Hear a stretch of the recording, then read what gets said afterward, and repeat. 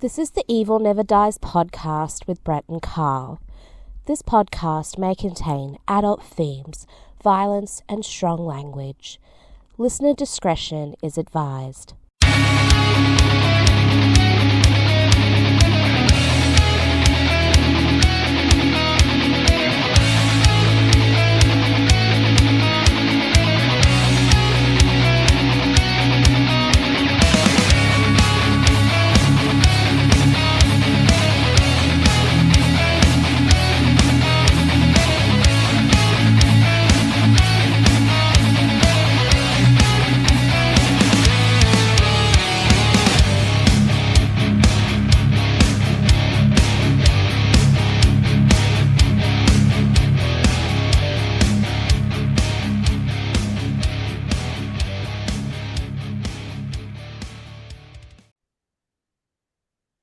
Welcome back to the Evil Never Dies podcast. Start of season 4, Carl.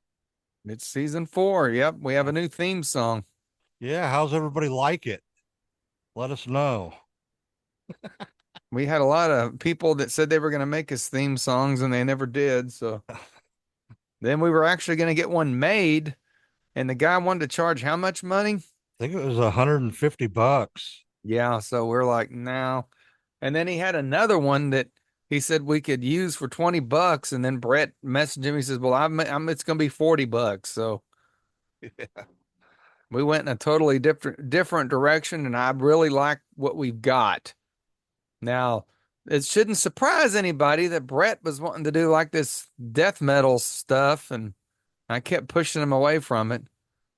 And today when I was at lunch, I said, I'm really liking the song. He's like, "Well, it ain't heavy enough." Like, dude. I just said I think it could make it a little bit heavier, but Why? I'm happy with it. Good. It doesn't need to be any heavier, for God's sake. We're not a fucking thrash metal, death metal show, dude. I know. As much as you maybe make your own show, call it Bubba's Death Metal Program. Oh shit. So this is episode 273, I think. Damn. Next week's full episode will be 275. Shit. Yeah, it will be. Getting closer to 300. Probably be around 300 by haunt season. Well, we contemplated doing a midweek about the Texas Haunters Convention, and we both talked ourselves out of it because I think we've talked a lot about the convention, and people are probably ready for us to move on. So yeah, you're probably sick of it for sure. So if you got anything you want to add, just do it real quick, and then we're going to move on to the movie of the week. Well, I just wanted to thank everybody involved out there. We had a good time, Yeah. Hopefully we're going to be able to go back next year because they are changing venues. They're going to be going to the Irving Convention Center in Las Colinas, Texas. So we'll see how it goes. Definitely will. But that's about all I got to say about it. Yeah, we may be involved in a 31 days of Halloween with in Denton County, but I don't know any of the details yet. So as we find out, we'll pass it on. And we're also going to go spectacular. Yeah, we're going to go check that out here at the end of September. I think that's the 20th and 21st. Yeah, we actually got invited out to that. Yep, we did. So that's pretty We're not cool. going to have a table or anything. We're just going to check it out. It's a newer convention. Our mascot Bad Bunny was at the convention the entire weekend too. Yeah, he was. We need to find a place to put him where he's on camera all the time, but not right now.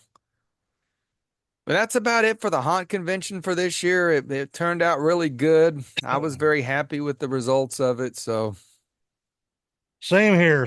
Met a lot of happy with the theme song. So the good season 4 beginning here. On to season 4. Yeah, we'll be, I guess, getting into the haunted house eventually more. We haven't so far. It's supposed to cool down this week, actually. It's only supposed to be like 90 all week. So yeah. And we're supposed to get some rain, which is really It rained this morning. Yeah, it rained this morning, thundered a little bit, which is really weird for July, late July. late July in Texas. So, Well, we're going back to our regular format, which means it's going to be a movie of the week, I guess we'll call it. And this week, I think I picked this. I don't, we picked it like 2 weeks ago. It's the original Poltergeist. I oh, you think do? Brett mentioned you were watching the remake, and I'm Yeah, like, yeah. That so maybe we ought to get into Poltergeist because it's a movie we haven't covered yet that's considered a classic of the genre. yes, it is. And I know Poltergeist. as a kid, I felt that was the scariest movie ever made. Well, let's see how I feel in 2024 about it now. All right. Directed by Toby Hooper, Reportedly, reportedly. Yeah, we'll get into that too. Screenplay by Steven Spielberg, Michael Grayus, and Mark Victor. Story by Steven Spielberg. Produced by Frank Marshall and Steven Spielberg. which are two big name producers, for a horror movie. Yeah, exactly.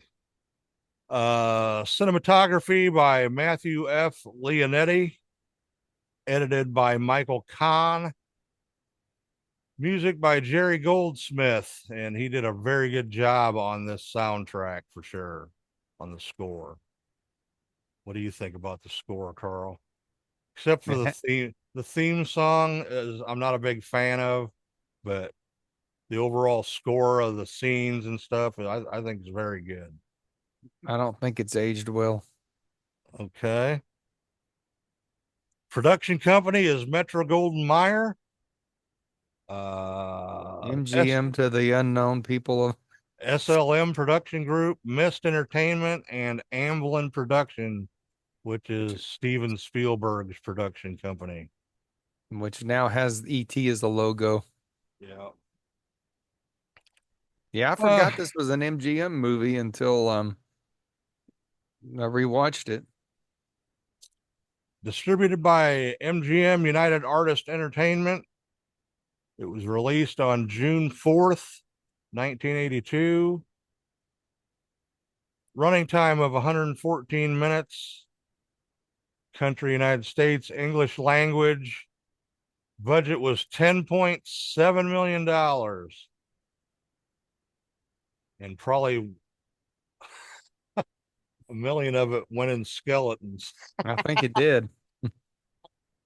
Oh, we'll get into that later too. Reportedly. And it made 121.7 million at the box office, so it definitely made its money back for sure. Yeah. Of course, now MGM is owned by Amazon. So MGM is still alive and well in the year 2024 after having a lot of difficulties the past 20 years. Yeah, exactly. All right. Why don't you go over the plot, Carl? I don't know how to really start the plot because it has nothing to do with ghost horror movies or anything. It's just a bunch of suburbia bullshit. I don't know, man. They're fighting over a remote control. So it just drags on and finally the plot of the movie is there's Well, the opening scene really there that was the little girl in front of the TV set. So yeah, well you give the plot of the movie then all right. or the synopsis or whatever we call it. Synopsis. Synopsis. Well, it And I starts think out. this week we're sponsored by Rudy's Barbecue. Oh, I wish we were sponsored by somebody. Yeah, because it's hard for me. I don't really know how to explain this movie, except it's about a reported poltergeist, which probably isn't a poltergeist. Basically, it starts out there, like Carl said, it's a suburban neighborhood, and the whole family basically There's three kids and the mom and dad. The one girl's a teenager. The little boy, he's probably what, about 8, 9, 10 years old. Yeah. And then the little girl, Carol Ann. Carol Ann, is, I think she's 5 in the movie. And starts out watching little girl wakes up and the dad's passed out in the lounge chair with the if you know, back in the 80s, if you had local TV, I was gonna say a lot of the younger people probably don't even know what this would be about. uh after the TV programming was finished for the day, they would play the Star Spangled Banner and like an eagle flying or whatever, the flag blowing and all that. And then after that, it would just be nothing but snow. They would just shut the transmitter down, right after that national anthem played. Yeah, Well, that's what I remember about TV. If you stayed up past 1 o'clock, there wasn't nothing to watch because all the channels went off the air. exactly. The oh, I guess cable. If you had cable, you could still watch it. But Yeah.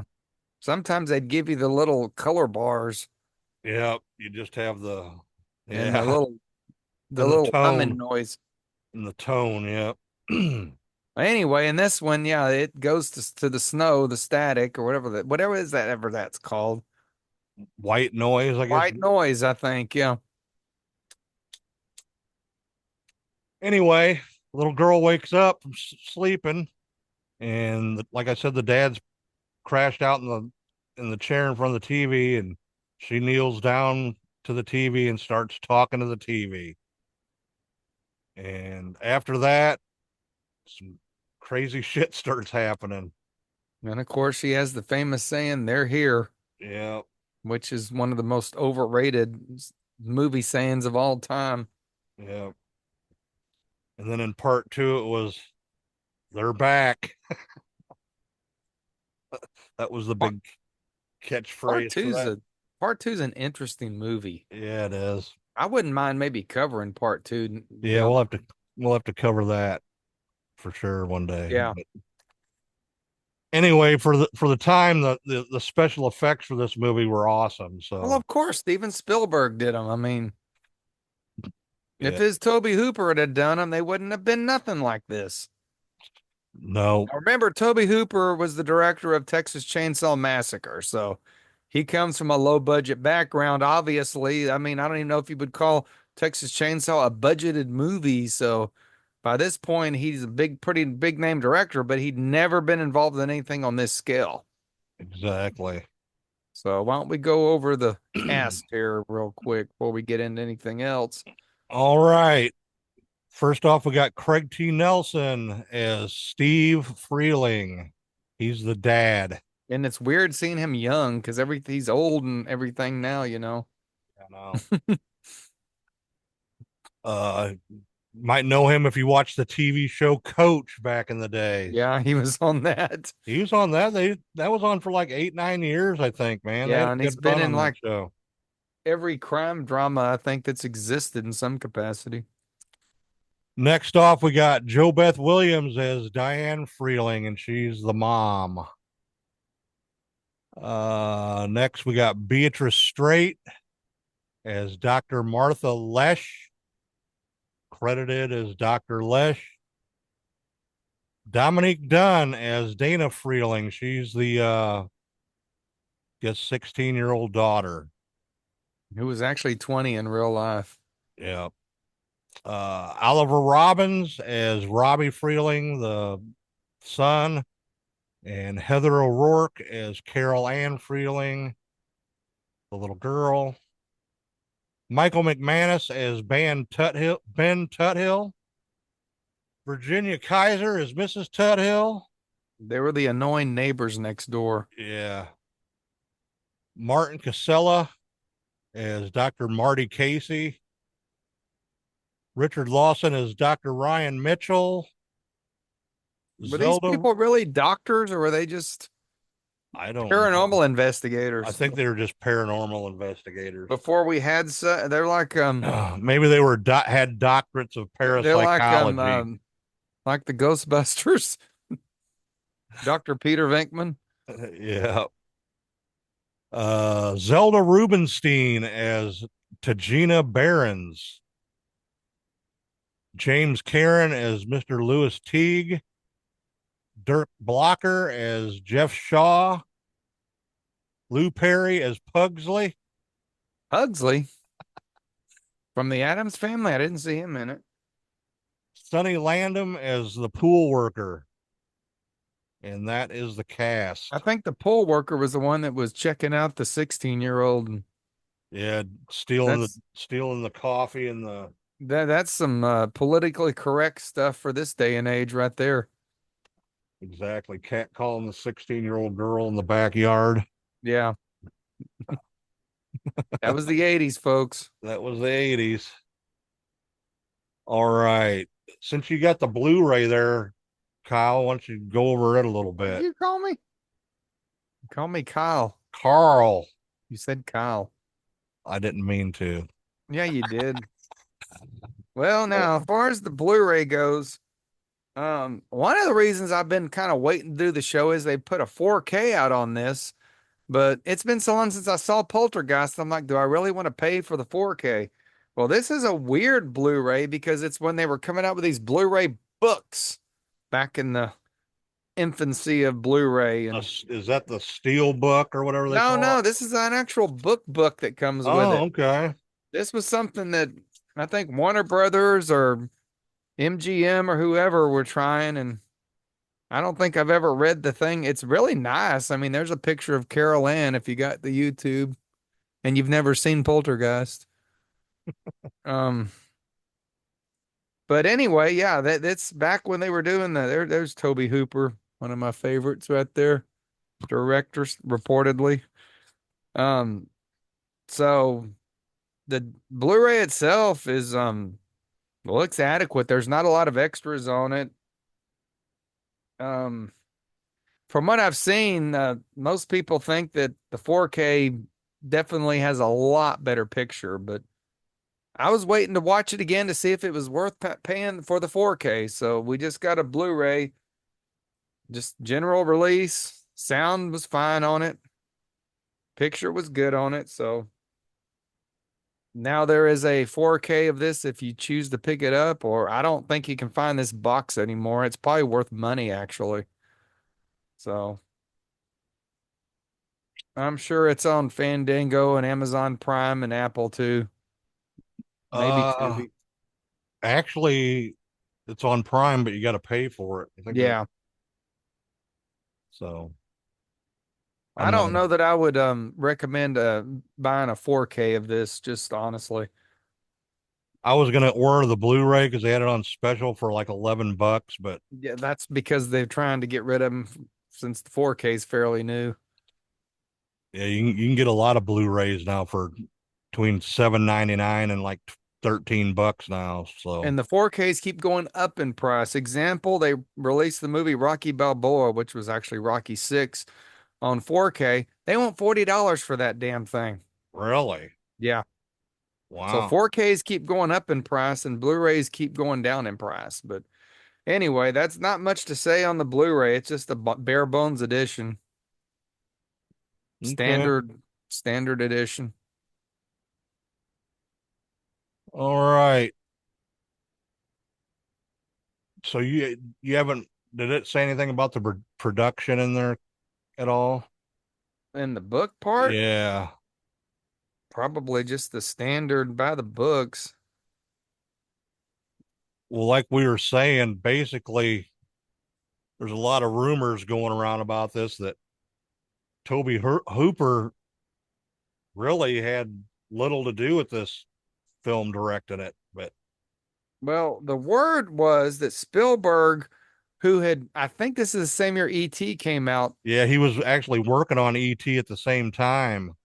and for And he had whatever reason, he, maybe it was Universal did not want him to make another movie at the same time. Yeah, it was in his contract. He couldn't direct any other films while he was Yes. directing it. So that's the rumor that Tobe Hooper really did not direct this, that Spielberg directed it. And it's been confirmed he was basically there every day. And Tobe Hooper always said, "Yeah, it was fine. It was good having the producer there. You know, we bounce ideas off of him, and Yep. yeah, this Blu-ray's not going to get into that. The studios aren't going to give anything controversial out. Yeah, exactly.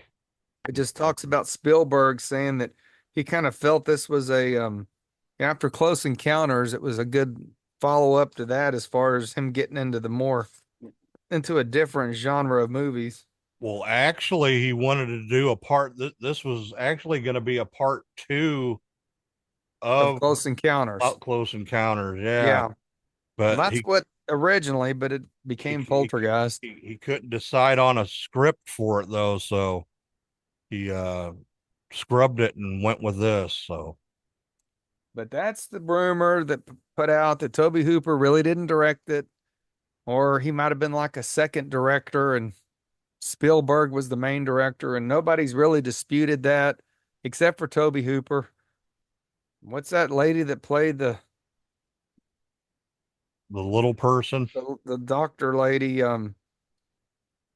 She said that basically just threw Tobe Hooper under the bus and said, well, when he was there, he was either on drugs or drunk and was basically of no use. So I I don't know. So we don't really know who directed this, but I'm gonna just come out right now and say 1980 Steven Spielberg. You could tell a Spielberg movie because they all had that same direction. And Poltergeist feels like a Steven Spielberg film totally to me, to a Yeah, T. yeah, So I feel like it is definitely a Spielberg movie. It doesn't feel anything like Tobe Hooper's ever done before or after. I think Funhouse had came out prior to this, which is yeah. one of the best damn movies ever. I know But that that needs to. feels like Tobe Hooper to me. Yeah, that needs to go on the list Yeah. for sure. So that's the thing. We don't know who really directed it. I think Spielberg did Had a about big. 80% Yeah, of this movie. yeah. He had a big hand in it for sure. And the whole suburbia thing and the way it dragged on in the beginning felt like damn Steven Spielberg, not Tobe Hooper. So that's my take on it. I'm gonna stick with that. I think Spielberg directed this thing for the most part. And Yeah, Toby was just there as kind of a ghost director to get Spielberg around the contract. yeah, exactly. Maybe that's why he was drunk and fucked up all the time because Could have been. he didn't have to do nothing. Didn't have to do nothing. He was just having a good time. Exactly. Plus, I mean, Spielberg was the biggest name in Hollywood. So if you're Toby Hooper working with Steven Spielberg, that's got to be pretty cool. Yeah. All right. I guess we'll get into some trivia here.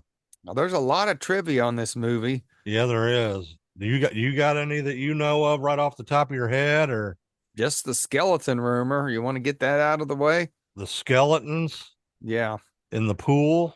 in the pool. Yeah, they were real supposedly Supposedly. because it was cheaper to buy real ones than it was to buy plastic ones. Is that still true in this day and age? I don't know. I don't know. I don't think you could. I don't think you're allowed to have human bones, are you? Real human I bones. think you are. Are you really? If it's a full skeleton, maybe? Maybe. But that was always the thing. They claimed that they used real skeletons in this. Um, Poltergeist and Steven Spielberg in general, and the movie Indiana Jones and the Temple of Doom, both were known for their skeleton use. And there were rumors that in Indiana Jones, they also used real skeletons. So, You froze up there for a second. well, if you hadn't have said nothing, nobody would have noticed anything. So there were rumors going around back then. All these movies were using real skeletons. I don't believe it for one freaking bit. I don't know. They look pretty real. Well, shit. Steven Spielberg, the dude, Yeah. Well, they didn't have no, you know, CGI or nothing like that really back then. So it was a good practical effect for sure. They made them look good. They even being wet, just wet and I think being wet and in the dark is what made them look so good. yeah, and the lightning flashing and shit. Yeah. Yeah, But I don't believe for a minute they used real skeletons in this or in Temple of Doom or any other of the movies back then. I think it's all urban legend. maybe you never know. I think you think they were real. I don't, you just never know. They because to get a really good fake one, I bet it was expensive or to look, not like our Buckies we got, for the Han or whatever.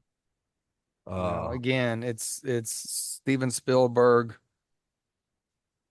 Yeah. Exactly. And back then MGM was a big player. That this was a huge budgeted horror movie. Yeah. So I don't believe they're real skeletons. That's my take on it. Okay. All right. All right. Some other trivia here. Heather O'Rourke kept the pet goldfish Carol Ann has in the film Hmm. because their Tweety bird died Yeah. and was about to get flushed. Yeah, that was part of the rambling on and on of the movie. Yeah, they had to have a bird funeral and shit. Oh, both of the terrors that plagued Robbie came from Steven Spielberg's own fears as a child, the fear of clowns and a tree outside his window. Not to give any spoilers away. No, everybody I think knows of the classic Poltergeist clown. I I was think wa- the I was watching some show the other night, and some guy has the original one. He's a horror memorabilia collector, and he yeah. has the original clown. Well, the remake they did, I think they had the clown as the poster. So they played off of the clown for the remake. All righty. Let's see here. Drew Barrymore was considered for the role of Carol Ann, but Steven Spielberg wanted somebody more angelic. Well, he picked the right person. Yeah, he did. And but Drew would actually land the part of Gertie in E.T. the Extraterrestrial, also from 1982. She did a good part in that too, though. I haven't watched E.T. in 35 or 40 years, so I have no clue. Yeah, I know.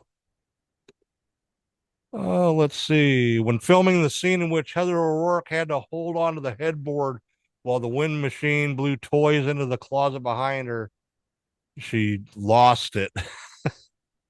Producer Steven Spielberg stopped everything, took her in his arms, and said that she wouldn't have to do that scene again. Now, wait a minute. Producer Steven Spielberg. So why would the producer stop instead of the director? Exactly. I think there's a Knowing clue Toby right Hooper, there. Toby Hooper probably didn't give a shit. that's what I was just going to say. Oh, that's funny. Oh, let's see here. There's the skeletons. Uh, Anything more on the skeletons you got? just that Toby Hooper had used real skeletons and bones and stuff in the Texas Chainsaw Massacre. Oh, that don't surprise me. Yeah, because they probably just found them all on the side of the road down there, Right? Yeah. Bastoff, Texas. Shit. The house used in this film is located in Simi Valley, California, where it still stands today. The family who originally owned it, sold it in May of 2009. And it really hasn't changed much if you Google Earth it. Yeah. Let's see here. Heather O'Rourke was chosen for the film when she was eating lunch with her mother and sister at the MGM commissary. Spielberg came up to them and wanted O'Rourke for the part of Carol Ann. She initially failed the screen test because she kept laughing her way through the audition. I could Hmm. see that. 5-year-olds laugh a lot. Yeah. Spielberg thought she was too young to take the part seriously, but he recognized something special in her. So he asked her to come back for another audition, and this time bring a scary storybook with her. So when he asked her to scream, she screamed and screamed until she started crying. That got her the cast as Carol Ann. So yeah, she was a cute little girl. Yeah. All right. Let's see here. Film was originally given an R rating It should have been an R rating. due to the scenes of children in peril, despite the little gore in the film. I still think it should have been. This is what led to PG-13. But Mr. Spielberg, Had the power to change it. he appealed it and they knocked it down to a PG. And they didn't have PG-13 back then, so it was either PG or R. It should have been a PG-13. That's like I said, this and Indiana Jones and several other of those movies led to the PG-13 rating. I mean, I was 11 when I saw this, and I thought it was the scariest movie ever. It didn't, I don't know. It was scarier than most of the R-rated movies I'd seen on HBO back then. Had to turn off my fan there. I hope that ain't a problem. I don't know. I just heard a noise. Oh, all right. The Your scene with the screen crawling flickering. steak. Your screen flickered. My screen flickered. Yeah. If you wouldn't have said nothing, nobody'd even notice. That's why I said it, is because you throw me under the bus. I was getting revenge. The That's what you crawling call steak revenge. scene was done using a real steak, which is laid over a slot cut between the tiles and the countertop. 2 wires were fastened to the bottom of the steak, and a special effects operator was under the counter, simply moved the wires to make the steak crawl like a caterpillar. A similar operation was done when Diane presents to Stephen the chairs that move across the room by themselves. Wire was fastened to one of the chair's legs under the set. Operator first wobbled the chair then with the wire and then dragged the chair across the floor. Which they did a good job. You didn't see no wire attached to shit or no No. slit in the floor. Well, they had she Well, it was had a big, arrows. She had arrows marked yeah. on the floor too, so that probably helped hide them too. Well, So again, it's a big budgeted movie. If it was your typical 1980s horror movie, you probably would have seen wires. exactly. Steven Spielberg actually offered Tobe Hooper the script for E.T. When Hooper declined, he gave him the not yet written script for Poltergeist instead, and he directed E.T. himself. I wonder how that would have went if Tobe Hooper. Toby Hooper had done E.T. Yeah, that might have been cool, dude. Yeah, Might not have been a children's movie. might not have been. Never know. All right, let's see here. This was the highest grossing horror film in 1982 and the 8th of the year out of all the films released. It was re-released in October of 1982 to take advantage of the Halloween weekend, which I wonder if that's part of where the 12 million came from too, that they made. I don't know. It was also shown in theaters for one night only on October 4th, 2007 to promote the 25th anniversary DVD released 5 days later. Which was probably this one. Well, I don't know. It doesn't say 25th anniversary, so. It says anniversary DVD. So, DVD. Okay. This yeah. came out in 2008, it says on it. The event also included a documentary about poltergeist phenomena, which is available on the DVD. Yeah, that's not available on the Blu-ray. You'd have thought they would have put that on there. All right, let's see here.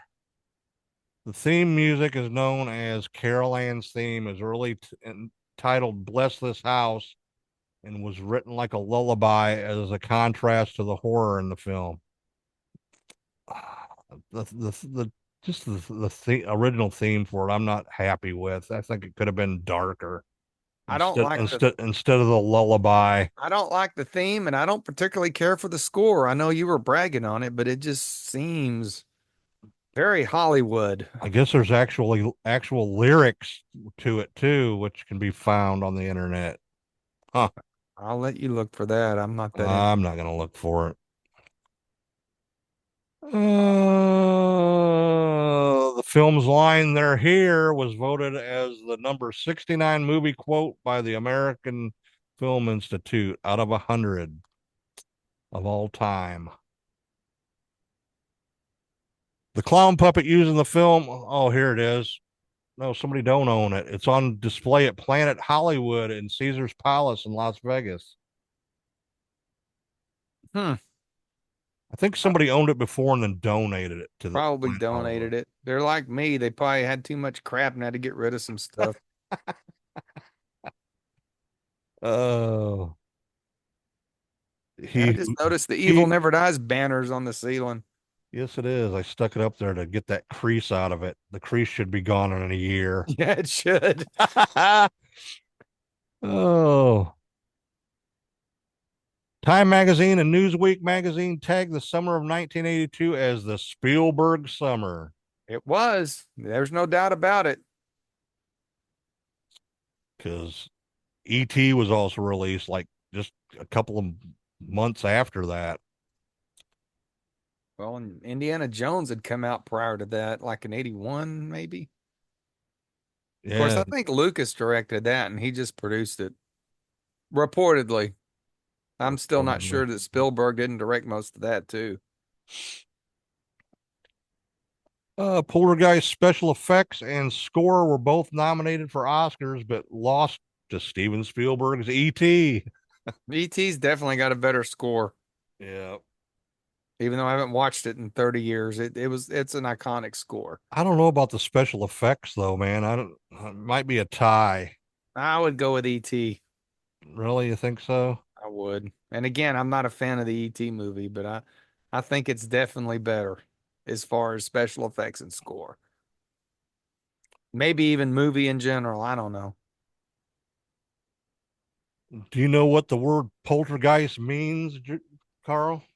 An angry spirit or a playful spirit. Uh, it's German for noisy ghost. And also playful. Now, what's in this movie is not a poltergeist, so that much I can tell you. You don't think it is? No. And that's where Poltergeist 2, we'll get into this in a minute, actually makes this movie make more sense. Well, I'll the let you only keep thing, your, the only keep your thing, trivia going. And the only thing really poltergeist related, I think, to this is that it was more or less attached to the Carol Ann character, which poltergeists tend to do. They tend to. I don't know that that's the case. So that's what I've heard over the years. Now, remember, I don't want to jump on your trivia, so keep going. All I right. got a lot to say here. Oh, okay. Let's see here. Zelda Rubinstein filmed her part in 6 days. She did a really good job in this, though. Yeah, and She, said she was Toby Hooper was drunk. she I was guess she did a good job. I don't she was know. she was it was crazy the way her part that she did. Oh, a lot of this is about the poltergeist curse, so we're going to go into that a little bit too. We'll go into that.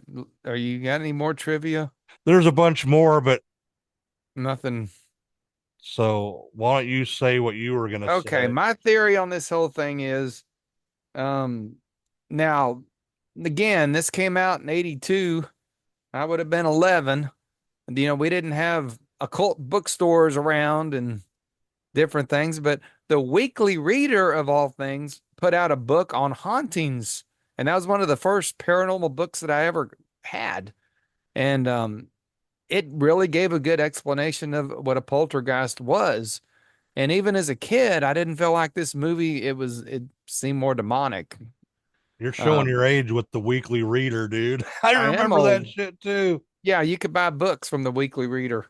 Yeah. Every ghost or UFO or Bigfoot book I bought from them. Anyway, though,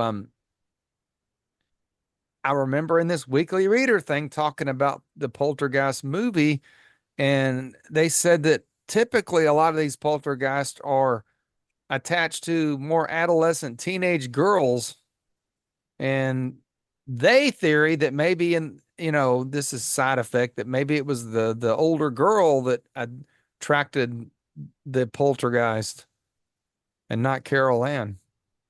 That Yeah, Carol that Ann just could be. noticed it. She just got the brunt of it.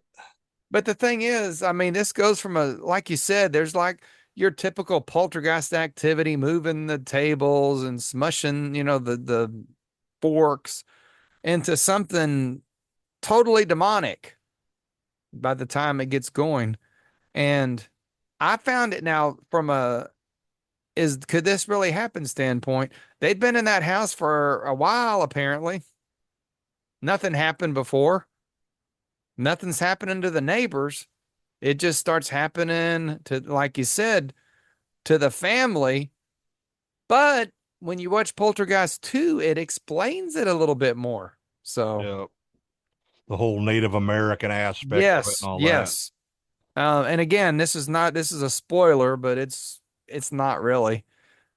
Supposedly they built the houses upon graves that they did not move the bodies, which is where all the skeletons come from.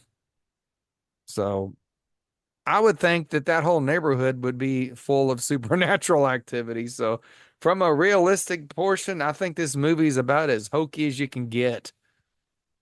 Okay. You need to go watch Zach Bagans' Demon House if you want some reality there, Bubba. I've watched it. I I watched it. I don't know what to think of that thing. I'm just saying. I had to throw that in there when Yeah, I've um actually watched that a couple of times.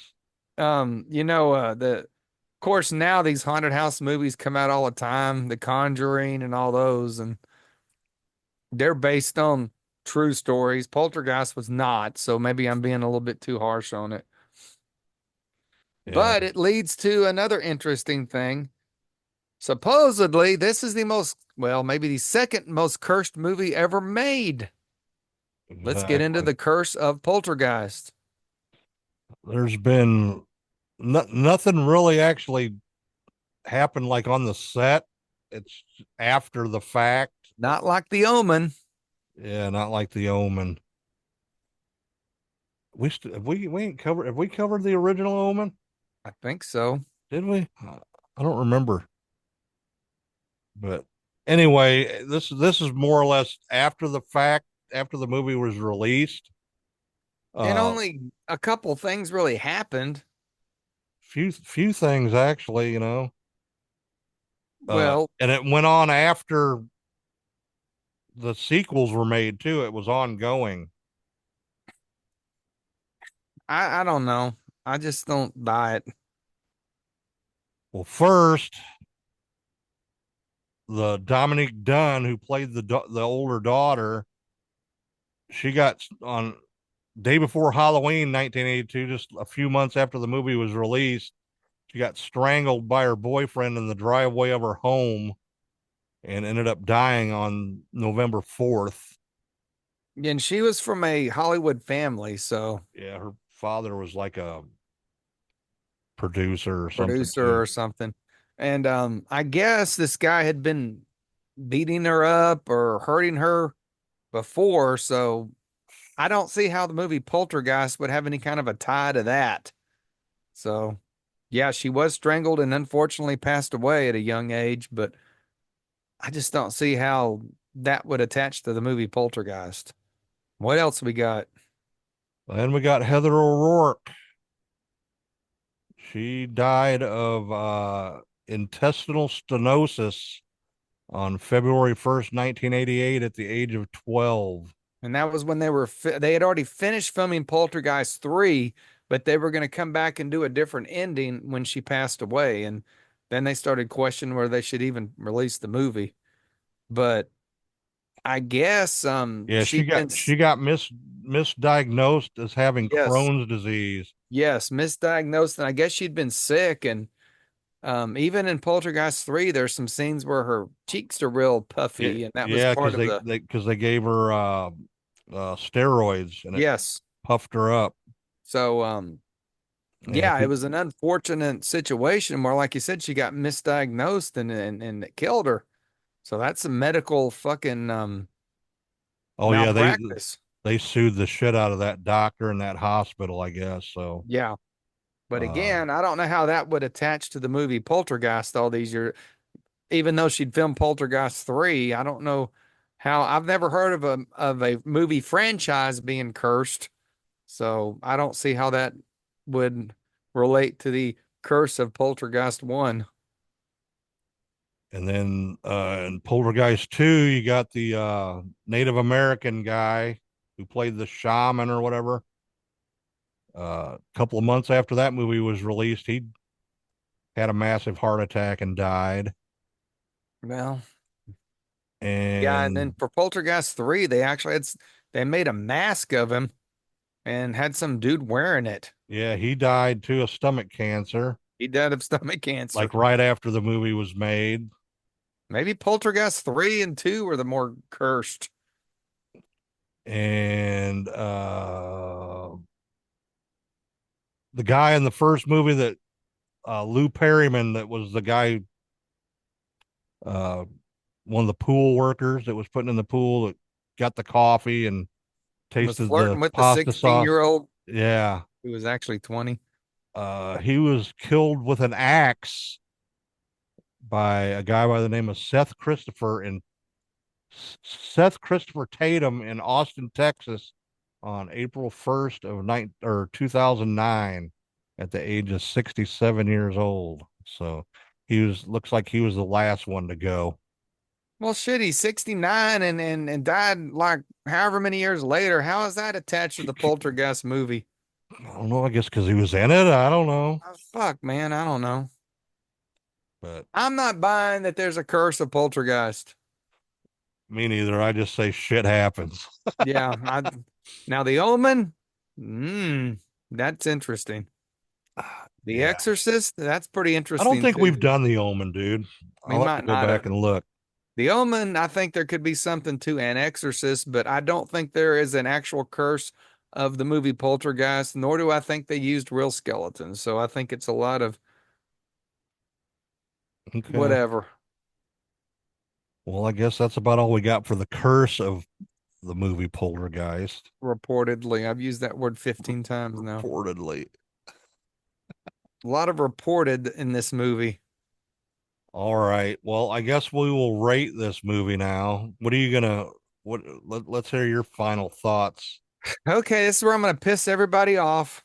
Um, like I said, when I was a kid, and even into my teenage years, people would say, "What's the scariest movie ever made?" I would say Poltergeist, and they'd look at me like, "What?" Well, I felt that it was. And I think now that I know what I know now, I think I thought it was because I actually went to the theater, and this is probably the first horror movie I saw in a theater because it was rated PG as a kid. I wasn't like Brett. My dad didn't take me to go see The Exorcist and all the things. I would watch on HBO with my brother or, later video store, but this is 82. So I do believe this was the first movie I saw in the theater that was a horror movie, and it did frighten me. I thought it was scary as shit, and I think I held on to that fear for many, many years.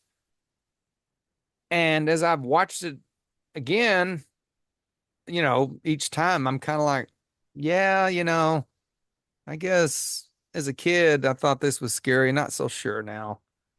Well, it's been a long time since I watched Poltergeist. Like I said, I was contemplating buying it on 4K because I got some real good Scream Factory copies of 2 and 3.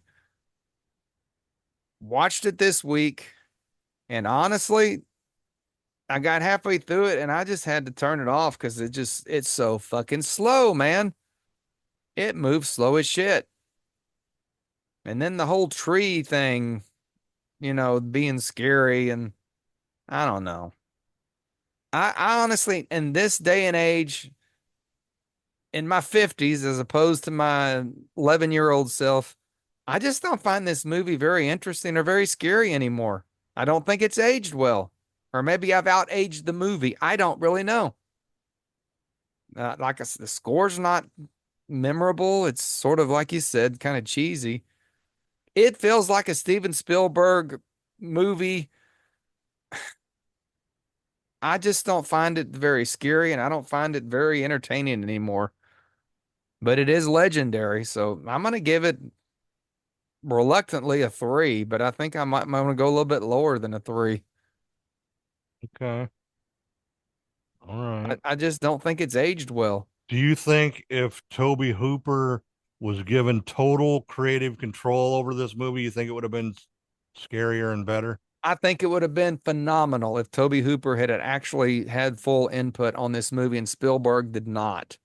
If Spielberg had just been a producer and maybe gave some input, I think it would have made a totally different movie. I totally Spielberg had this agree. thing called Amazing Stories out in the 80s. It was a TV show on Yep. NBC. And to me, Poltergeist almost feels like an episode of Amazing Stories now. Now, in Okay. 1982, I don't think it should have been a PG movie because it's definitely got some, for little kids, some pretty scary moments. But yes, Toby Hooper would have made this a lot better movie by a million, I believe, if he would have been given control of it. And it's obvious that he did not. Exactly. I've seen about every movie Toby Hooper ever did, and this is not a Toby Hooper movie. So that's my take. I have to agree with you there on that. I don't want to upset anybody that think this is their favorite movie. And I understand there's a lot of, you know, I mean, Heather O'Rourke was iconic in this role, Exactly. Yeah, and they couldn't have picked a better they couldn't have little picked a kid. better person. And if anything, she deserves a higher rating just because of the role. At a 5 years old, she was phenomenal, and it's a shame that she passed away at an early age. And Yeah, who knows what she could have if done, if, you if there know? was a curse of Poltergeist, it's the fact that Heather O'Rourke passed away at such a young age, and then the other one got killed by her boyfriend. Is sad, but yeah, I really just don't think this movie is aged in this day and age as well as it could have, or as I think Poltergeist 2 when it came out was a piece of shit. Now I think it's freaking genius. So, I change as I get older with things. I hated Poltergeist 2 because it didn't feel anything like a Poltergeist movie, but I think it aged well. And there was a TV show called The Legacy, Poltergeist The Legacy, and supposedly that's the group that the parapsychologists from the movie came from. It was them doing their work all the time. Oh, okay. I think I remember seeing that. Yeah. So that's my take on. I can't give it any lower than a 3. I can't give it any higher than a 3 just because of Heather O'Rourke for one. Okay. Well, I love this movie. I seen this at the drive-in when it first came out.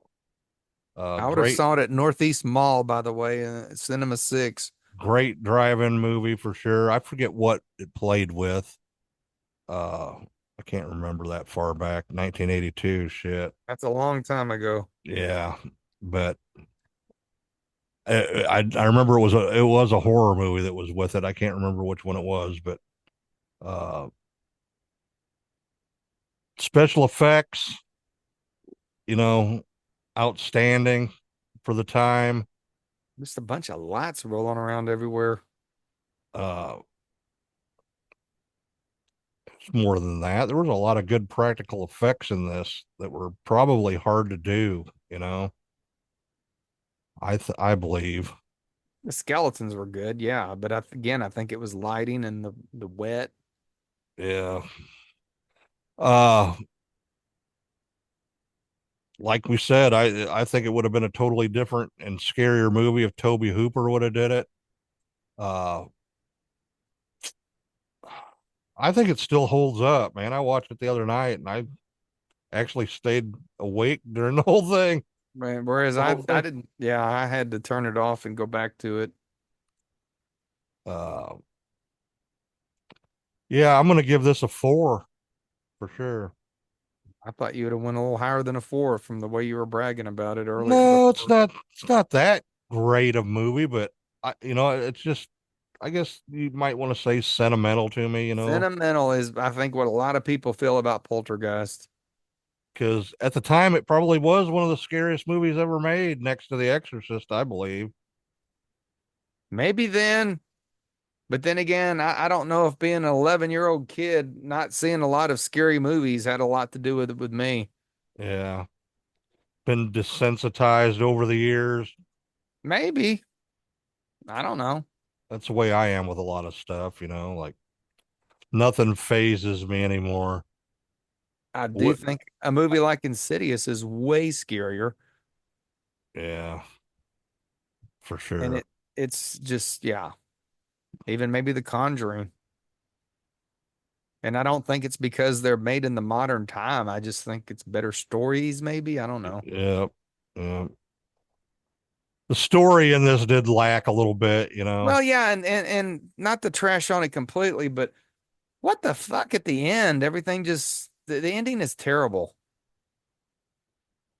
With the house is what I'm talking Oh, with about. the house getting sucked in the Just ground. yeah, just yeah, it lacks story. Yeah. And then the But the like I very said, end. Poltergeist 2, it just might be something for us to look at doing. Yeah. Have to put it on the list. And gonna have to check out the Omen too. I don't remember doing it. So I don't know. I can't remember half of what we've done. We've done some, I mean, there's 200 and whatever episodes. well, I I can't. have to always look back and see. Yeah. I have to search. Yeah. But But that's, I guess, our take on Poltergeist. I think we definitely have two different opinions today, even though we're only 1 point off on ratings, but we definitely look at it with different eyes. for sure, it's what this is all about, man. It is indeed. All right. Well, welcome to season 4, everybody. Thanks for watching, listening, and everybody that subscribed in the last week or two. That's awesome. Appreciate it. Keep subscribing and watching and listening and join the group. We're only like a couple of people away from like 300 people now, I think. Yeah, and we have the t-shirts available. They're actually Yep. printed t-shirts. They're not from the Yeah, I've had a couple people message me about them too, so gonna get them sent out. we got to credit our new theme music too. Yes, we do. Let me find that. Uh-oh, I caught Brett off guard. Caught me off guard, but it will be in the show notes also. Uh, let's see here.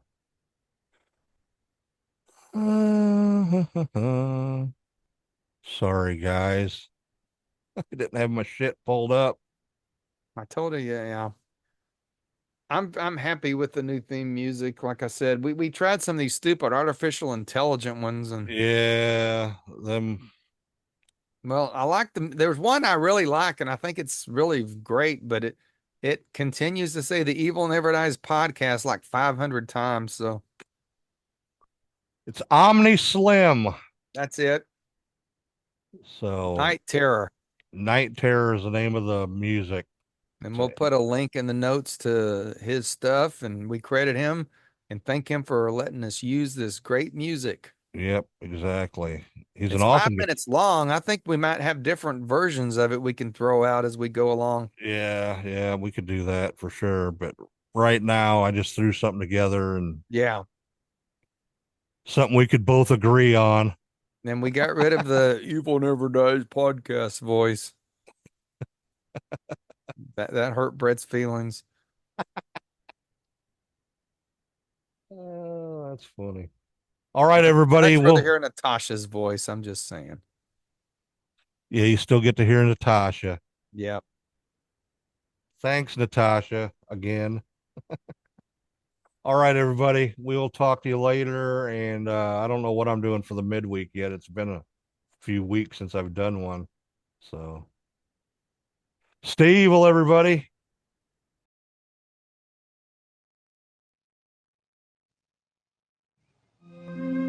house looks just like the one next to it. And the one next to that.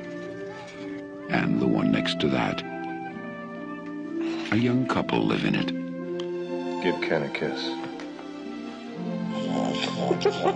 You are so obnoxious. With their 3 children.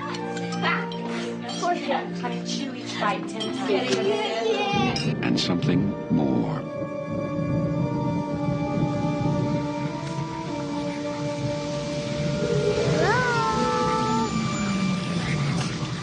They're here. Sweetie, remember last night? Do you remember when you woke up and you said they were here? Uh-huh. Well, who did you mean? Who's here? TV people. Something's funny going on here next door. Something, We were wondering if maybe you had experienced any disturbances lately. What kind of disturbances? I don't know what hovers over this house. I've never sensed anything like it. That thing is in there with my baby. They're hundreds. Now Steven Spielberg crosses a frightening new threshold into a world within our own. Its form is revealed. What is it? Its focus is clear. And the games are over.